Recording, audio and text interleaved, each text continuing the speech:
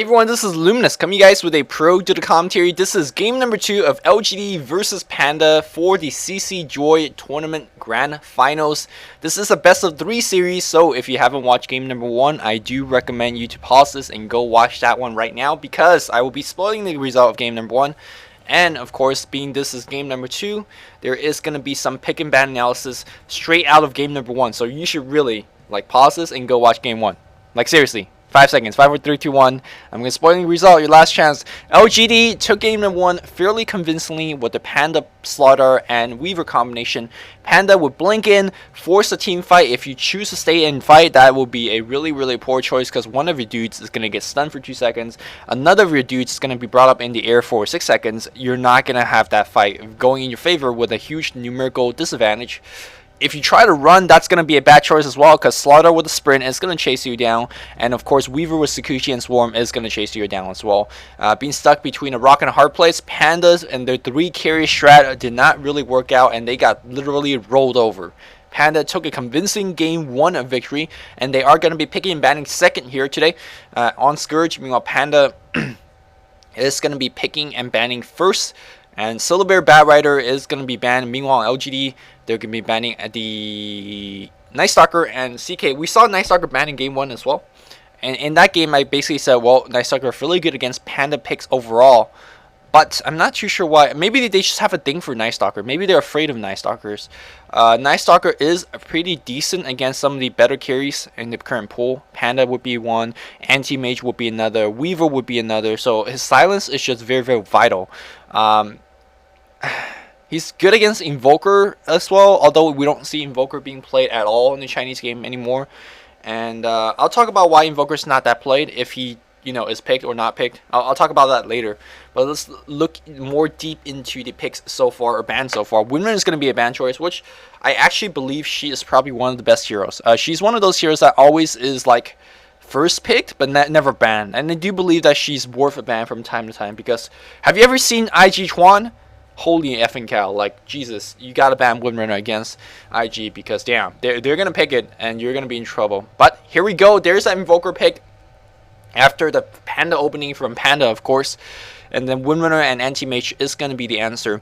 But yes, I do like the Invoker pick here. Now, generally, Invoker is not picked a lot in the Chinese metagame nowadays. It's because he takes too long. He really takes too long to make anything happen.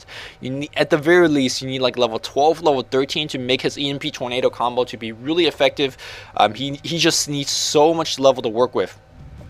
But nowadays, games are decided very much so. We see, 8-minute pushes. We see level 8 pushes very early on. We see 20-minute pushes, and by that time your Invoker generally is not well leveled enough to kind of definitively stop a push. That's reason number 1. I feel like Invoker is not fairly picked in the Chinese scene nowadays.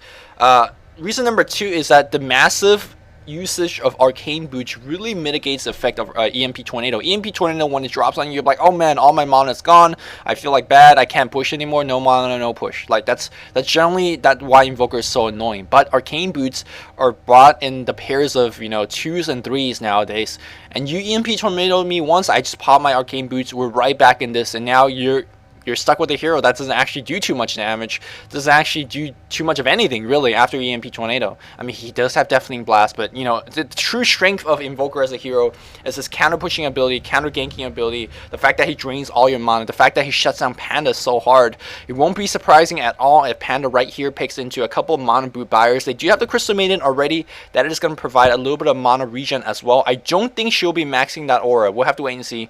Like I said in game number 1, if you have Crystal Maiden and you have a lot of other heroes that go into arcane boots, you don't actually need to max your aura. We do see teams doing that more and more frequently nowadays. Of course, Slaughter is going to be the last pick here for LGD before the ban phase, and I really like LG lineup right now. They chase so well. Wex, Invoker moving like a speedy demon. Of course, Slaughter sprint is going to put him in almost maximum movement speed. Of course, Global TP will just chase down anyone. We have a lot of ganking potential. We have a lot of chasing potential, but not only that, they escape very well as well. Tornado as an escape path, sprint to run out. Of course, definitely blast to push everyone back. LGD is a very mobile lineup. They will run and they will chase like crazy. I mean, on the other side, Panda a little bit stronger in terms of initiating. They have the Nova for the slow. They have the Panda to blink in and clap initiate. In terms of escaping, Anti-Mage is okay, but the rest of his team not too good in doing so, especially when you pick up the Rasta. He's a very, very slow moving hero. So it seems like Panda is going to be trying to go on the offensive. Meanwhile, LGD has a lot more option in terms of what they want to do. A little bit of minus armor combination coming out from the LGD squad. They were very favored of picking up minus armor in game number 1 as well. They had a Slaughter, they had a Weaver, and that worked out really nicely. Of course, in this game here, we're going to see Slaughter, we're going to see Venge with the Terrier, and also, most likely, we're going to see the Furion go into a Medallion Courage as well. So a lot of single target minus armor. And, you know, heroes such as Anti-Mage, although he has a lot of armor to work with, he can be easily brought down. And I don't need to say too much about minus armor against Crystal Maiden and Rasa, which already are frail enough heroes. They will be brought down very quickly as well. So in terms of laning choices, we're going to see most likely a Rasta solo mid, Anti-Mage plus Crystal Maiden bot, I say, or maybe Witch Doctor if they pick one into one right now. And then we're going to see, let's say, Crystal Maiden plus Panda top, or the other support plus. No! We're going to see a Pugna first.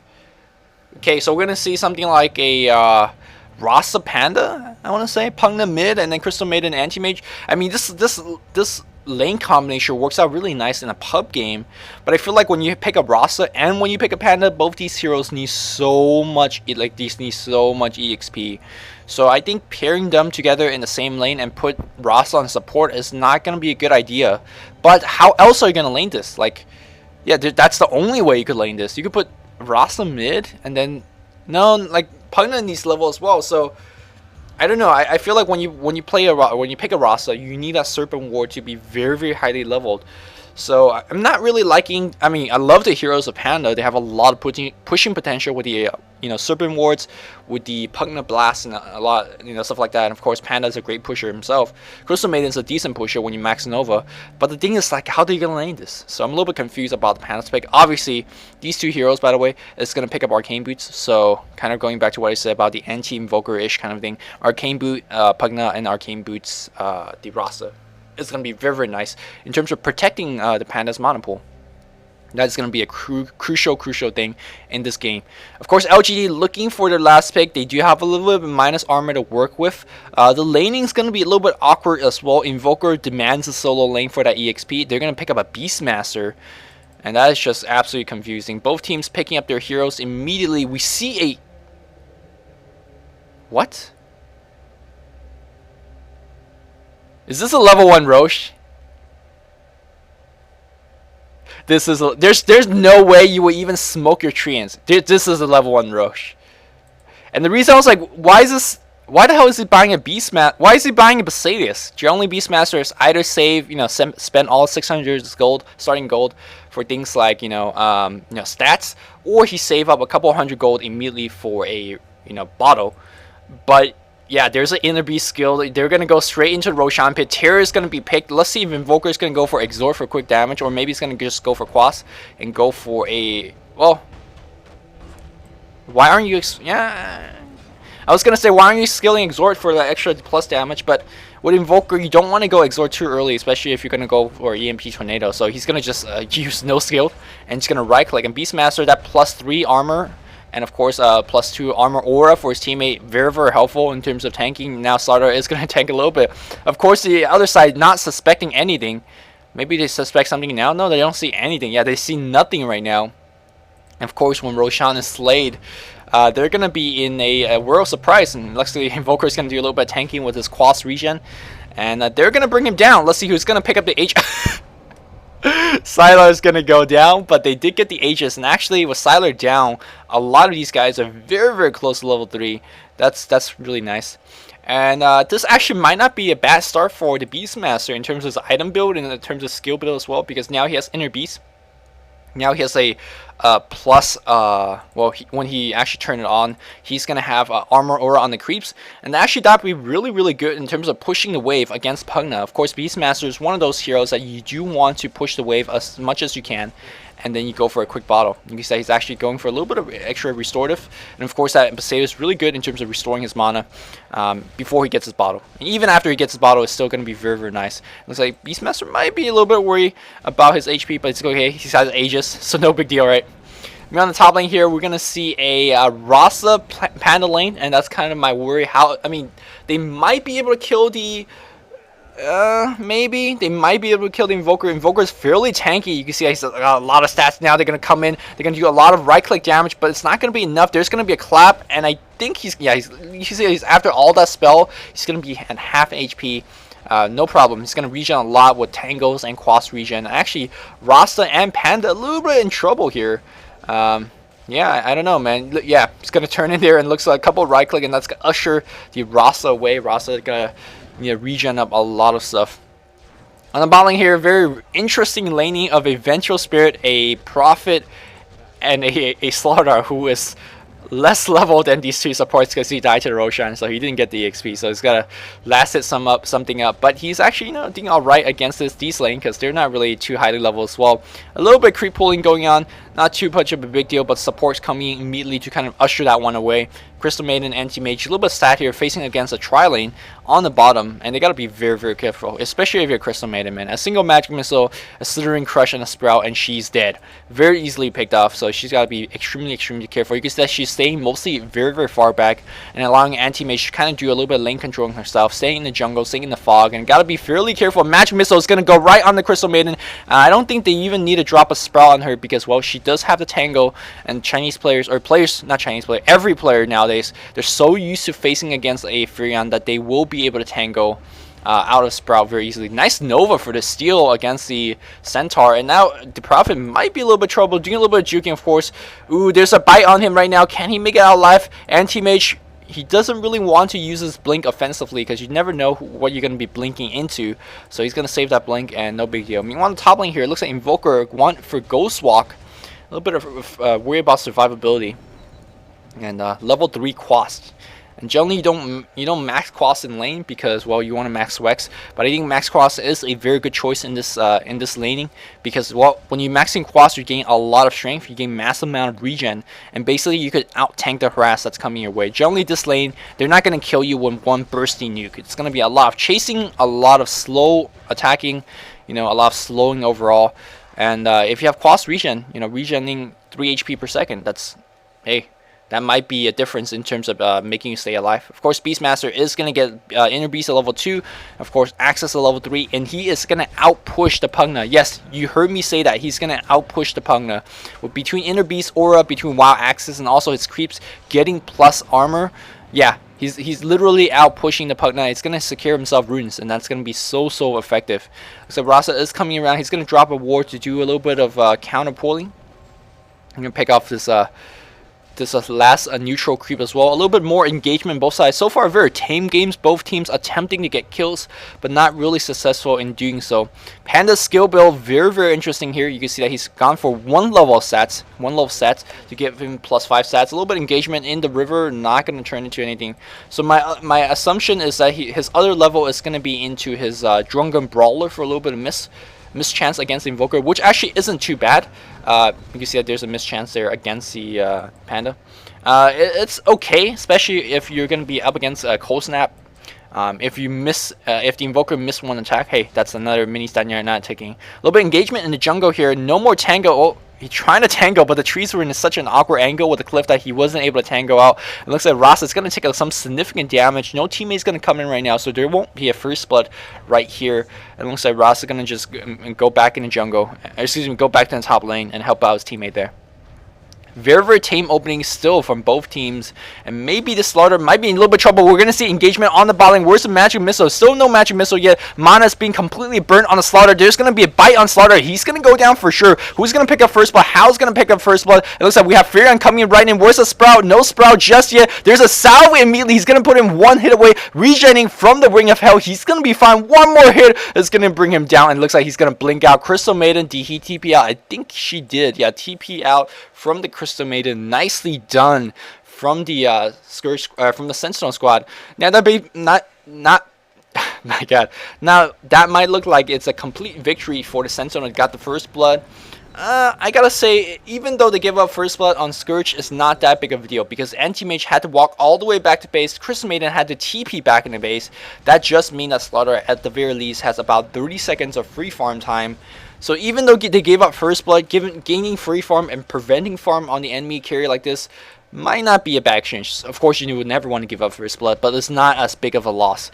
as you would normally think. So it's okay. We're on the top lane here. We're going to have a TP, and do we have a Tango? No more Tango here, and Panda is going to go down. That Tornado is going to do it, but it looks like Raska is going to get the kill with the Ether Shock, but still, very good trade here for LGD. Trading at Panda, who, again, desperately needs to level for a Furion kill, is quite alright. Quite alright indeed. I mean, it looks like we're going to have Slaughter back in the lane against the Anti-Mage. Anti-Mage level 5.5, almost hitting 6 very quickly. Looks doing a lot of mana burning. Gotta be very careful. Look at the chain stun coming in. Looks like Anti-Mage very low. It's going to blink out. Where is the coming in? Furion, is he coming in anytime soon?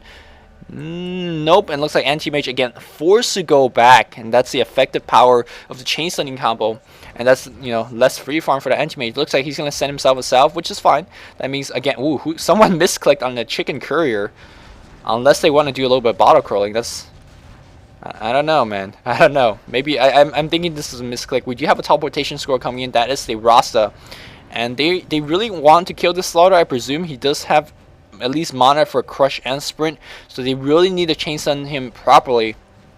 And do they sense anyone coming? This ward is going to see him coming. Chair is going to make sure of that as well. And looks like they are going to be absolutely fine. Sprint is going to be used to get the hell out of there. And looks like that was a very expensive gank that didn't go anywhere. Expensive in the fact that he TP bot. So that's 135 gold investment. Also, he's not babysitting his Panda on the top lane. So a little bit unfortunate for that gank. Didn't really work out to the best. And again, they're still trying more. But again, this ward is completely scoping everything out. Of course, the better ganking tool is having this Prophet. He is going to go for the earn, a very standard build for Prophets, because after you get those ganks, the earn charge is going to be fueling. You could use them offensively, you could heal yourself and whatnot, and it's going to make those ganks even more successful down the line.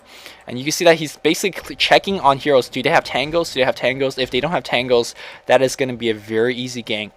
He's going to go out to the mid lane, do maybe a little power pushing. Maybe. Beastmaster is level 8, so Inner Beast level 3 max access. And looks like they might be doing a push. Maybe a gank attempt on this Pugna. It's got to be fairly careful. We do see a lot of hero movement going in the mid lane. Panda's coming in, and here comes Rasa as well. We might see a big engagement on the mid lane as we see Vengeful Spirit coming in as well.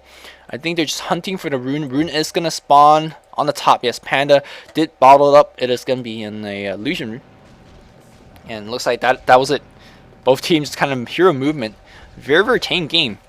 Both teams opting for farm, and that's all they need. Let's check out how Crystal Maiden is doing on the skill build. It's going to be level 1 Brilliance Aura, and I presume... Oh, looks like there's going to be a gank attempt. Magic Missile, Roar, I presume, and a TPN. Immediate push, and Rasa might be in trouble as well. There's a swap. Where's the Magic Missile? No mana for the Magic Missile right now. Teleport in from the Panda. Is he going to use his ultimate is the question. He's really quick with the boost speed compared... Well, Prophet does have the boost as well, so he will not be chased down.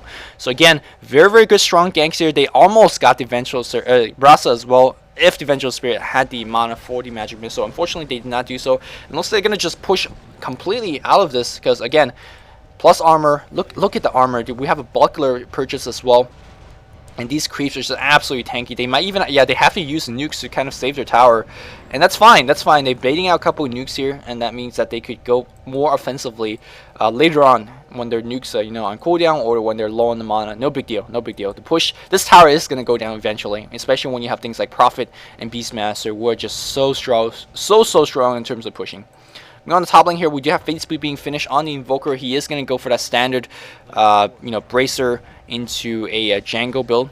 Django Arcane Boots, Max Wex, going to be very quickly. Meanwhile, on the bot lane here, Anti-Mage might be a little bit of trouble, taking a little bit of tower pot shots, but he is successfully keeping the Slaughter back. You see Slaughter has no farm.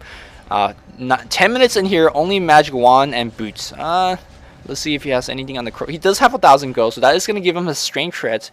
He's going to pick that up, or maybe he's going to go for a Ring of Health. We'll have to wait and see. Let's see how the Beastmaster is doing. Beastmaster. What? I was going to say Prophet's... Oh, Prophet's got the, buckler. He's going to go for the mecha. But Beastmaster is like, yo, bro, I'm the armor master. I'm the armor master, not the Beastmaster. I'm going to just push. A buckler first. He's really determined to push down towers. Maxing Inner Beast. Maxing Ring of Basilius. Or that maxing early purchase of Ring of Basilius for the Roshan, of course. And now he's getting a buckler. Alright. And there's a buckler usage. That's going to force another clap here from the Panda. Are they gonna just really control this tower? Oh, the tower might get denied. Yeah, the tower is gonna get denied for sure. Unfortunately for them, there. Good TP in from the Sentinel. That's gonna save their tower. But Roshan is back, I think. Yeah, Roshan is back. So that means that they can go for another Roshan. That's why tower pushing is very important. You want to gain the creep equilibrium back. We do have 4 or 5 hero coming in. Maybe they're gonna want to control the mid lane as well to prevent that Roshan attempt. And here we go. Push attempt is gonna be happening. We do have level 6 on the Shadow Shaman. He does have mana for it. Now it looks like they're going to turn back now. Both teams hovering around the Roshan area. Very, very big move. But that means that the Invoker on the top lane says, okay, no problem. I'm going to push here as well. I have a TP scroll, so I could TP into the mid lane or the bot lane very easily. And, you know, to help out on the Roshan fights. Meanwhile, Slardar on the bot lane got the tower fell down. And, well, he is going to go for Vanguard first. No threats. So we saw a teleportation scroll going on the top lane. I believe, yeah, Rasa TP top. That means Roshan attempt is going to be absolutely easy. Yeah, smoke up. They're going to run into the Roshan pit very easily. Maybe go for a gank first on the anti-mage. Maybe they do have the spells to do it. No, it looks like they're going to go straight into the Roshan pit. This ward is not going to scout out, especially when you hug this path. And yep, there we go. Amplified damage is picked up by the Slardar. Great timing. And that means they're going to go into the Roshan pit very easily. 0 response coming from the Sentinel because, well, they can't really do too much of anything about that. Now, the Buckler being extremely helpful. Now he's going to go for a Mecha Beastmaster, man. This is some crazy build that we're seeing here. And Anti-Mage Invisible is going to pick up anything. Oh, no, Aegis is snatched up by the Slithering Guard. Here comes the Panda. Does get roared down. Can they chase him down? Yes, indeed. Panda tried a walking for that stun. Looks like Anti-Mage is going to break his invisibility. Let's see how much he can do is the question. Crystal Maiden, very low HP. He's going to brought down offensive urn. No urn being picked up, but looks like one more attack is going to do it. Django Charge is going to be popped as well. 5 people still alive here for the Scourge team. Meanwhile, Sentinel lost 2, and also they have lost the Aegis as well. Unfortunately for them, they are in huge trouble. Mecha is going to be completed on Beastmaster momentarily. Arcane boot is up, so they will have the mana to use this. I assume he's got the arcane boots or mecha, excuse me. Let's check out how we're doing here. Man, Xiao A is playing an awesome Beastmaster. I've never seen Beastmaster being played like this, like just insane. But hey, making it work, making it work. Meanwhile, Invoker on the top lane here, you can see that he is still farming like a madman. This is why a lot of times we don't see Invoker in pro games, because, well, he's been staying in the lane for a long time. He's playing like a broodmother, literally. He's playing like a broodmother. But unlike a broodmother, he doesn't push towers. So he's a very passive hero. I mean, he can TP in and join for a team fight, but, you know, he rather not to, right? He rather not. Rasa is going to be very angularly dropping that Serpent Wards. And gonna push down that one tower. Looks like they're gonna try to defend this. Where's the glyph? Where's the glyph? No glyph right now. Looks like we have a TP in against the Panda. That's actually not a very good move. Yeah, it looks like EMP Tornado did miss. And it looks like Slardar is gonna be huge trouble, taking a lot of damage from those wards. He's gonna go down for sure. We do have a Wind Panda looking for a Cyclone. Where is he going? Where is he going? And Slardar actually going on offensive. Gonna pick off Crystal Maiden immediately. Slardar is still alive. He doesn't care. He has the Aegis. And Slardar, oh, he finally dies right now, but no big deal. Has the Aegis right now. They're gonna focus out on the Anti-Mage. Anti-Mage need to blink out very low. And it looks like he is gonna brought down with a Wrath of Nature. We have LGD just so strong, and the chasing power is relentless right here. Panda gonna drop off a clap, but he is gonna just completely chase them down. That was a 4 for nothing exchange, maybe 5 for nothing exchange, because Rasta, well, yeah, no, he didn't buy back anything. He just escaped from the fight. But look at this game. It's 2-9 in favor of LGD, and they're gonna just transition right into the push. Guess what? You have a Beastmaster with a Buckler. And you have, you know, Force of Natures, and you have Urn, so you can heal up the Beastmaster easy. No big deal, man. My God, LGD playing beautiful Dota right now. Of course, Anti-Mage trying whatever he can to do, you know, whatever farm he can on the bot lane. Man, you guys all watching this? Y'all Anti-Mage haters, he's a very easy hero to deal with. Just outpush him. You can see that's exactly what LGD is doing right now. Just take their Aegis. Because at this point in the game, he can't do anything. He literally can't do anything.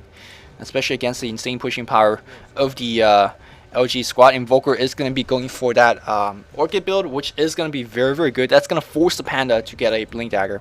But the question is, does Panda have the farm for the Blink Dagger? Right now, it seems like no. He's only got 1,500 gold. Maybe he's really desperately saving for one. Yeah, he's definitely saving for one. Not even upgrading his boots, not even getting a Django or any type. He's just going for that Blink Dagger. Meanwhile, we have Beastmaster. I don't think he can solo kill at all. He definitely cannot. His Invis Rune's running out. But with the Vengeful Spirit coming in right now, there's a Roar, there's a Magic Missile that is going to be doing a perfect chain stun here from LGD. That's going to bring off How once again. Anti-Mage, how many deaths does he have? 2 deaths so far. That's actually a lot fewer than I imagined, but they are pinning him down. On the top lane here, Invoker might be a little bit trouble. A couple more right clicks. Crystal Maiden. Oh no, Magic Wand's going to do it. And look at the mass movement speed of Django, FaZe, Wex. It's going to just hightail out there. No problem. 3-man ganks. Gonna survive that. Nicely done. Me on the bot lane here. Scourge says, okay, we're gonna transition to yet another tower push and grab ourselves more gold. And will the Sentinel defend this? Can they defend this? I don't think they can. Normally Rasta and Pugna are very good defenders against tower pushers, tower pushing lineups, but not against Slaughter, Beastmaster, and Venge. They are so good in terms of just charging in and just isolate your positioning. If they could swap out the Rasta, if they could swap the Pugna, they will just die immediately. And so they could never really get too close to defend and push. And when you don't get too close, you're not going to be able to drop off your Ether Shock. You're not going to be able to drop off your Blast. So, you know, what normally is very great tower defenders, suddenly against this lineup cannot do anything. So really nice lineup here for LGD. It looks like we're going to have a tower push on the top lane. Here comes Slaughter. He doesn't care, like I said. He's going to go straight in for a Rasta. There's a Decrep for the save and a Shaco, but he's going to go down for sure. A couple more right clicks. It's going to do the job. Pugna trying to run out here, but there's a nice Tornado picking up 2 hero, and Slaughter with a sprint. He's going to bash that one off and going to get a kill. Anti-Mage is going to just blink out there. Right now, the entire LG squad looks like a freaking tank, and it's just barreling down the front door of Panda, and Panda just don't have the power to withstand this, and this is the power of Slytherin Guard. He just runs straight at you, don't care.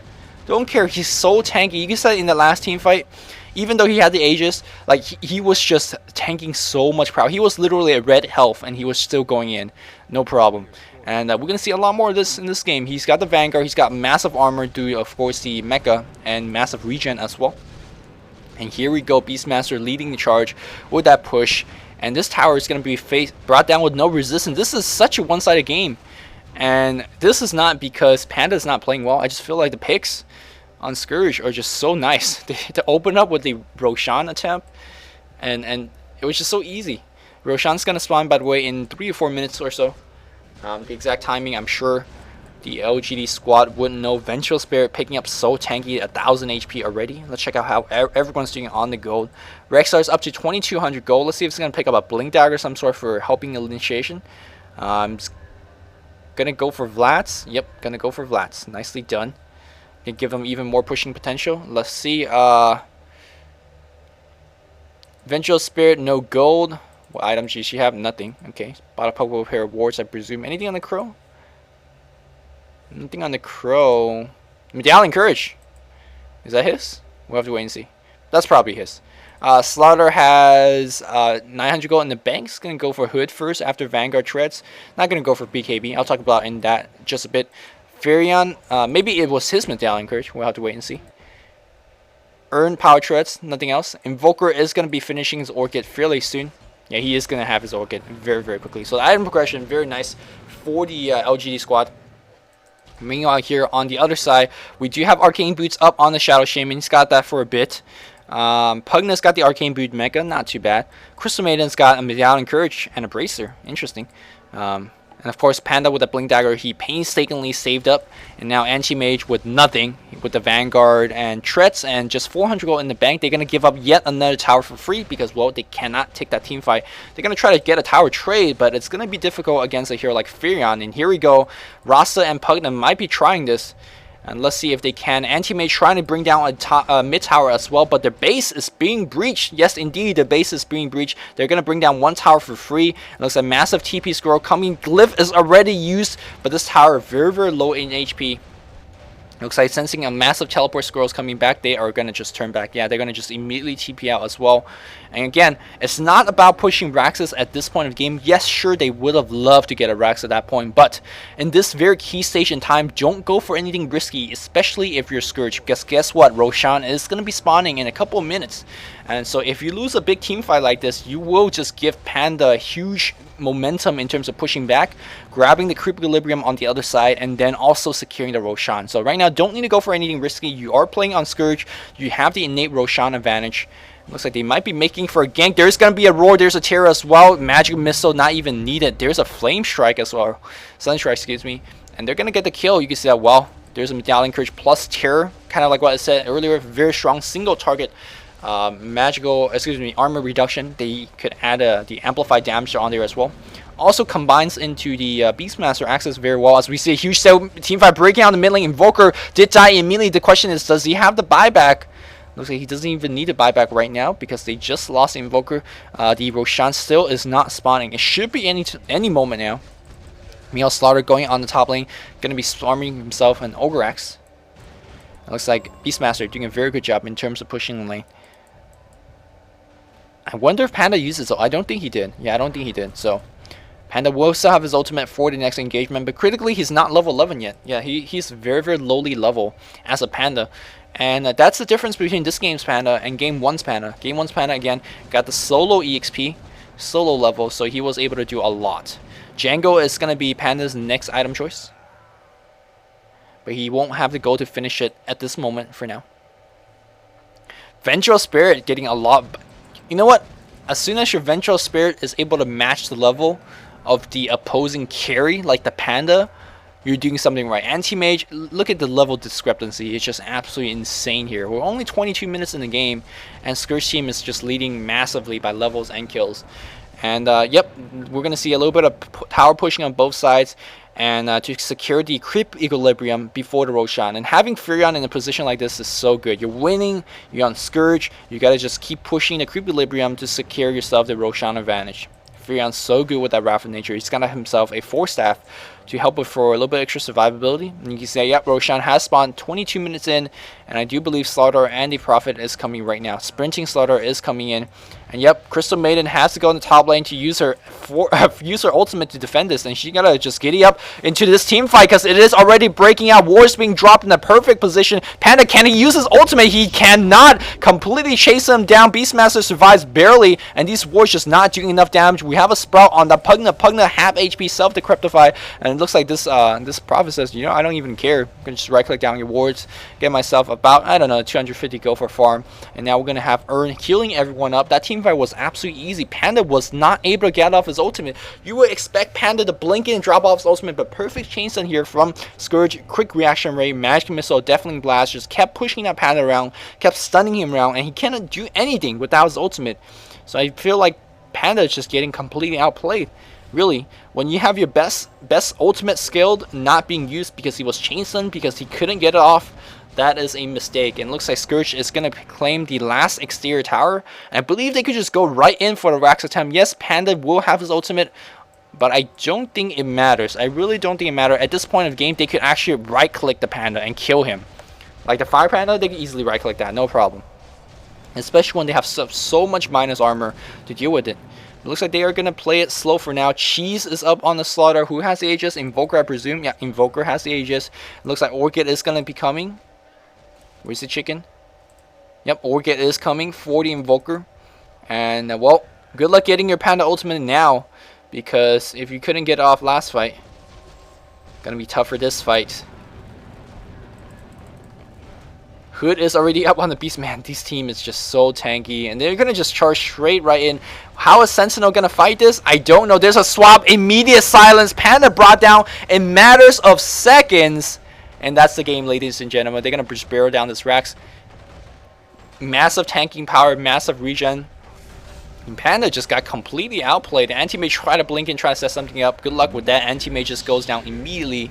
And GG is going to be called right now. Literally. Should be. Oh, Invoker. Yep, there's a GG. And that's the game.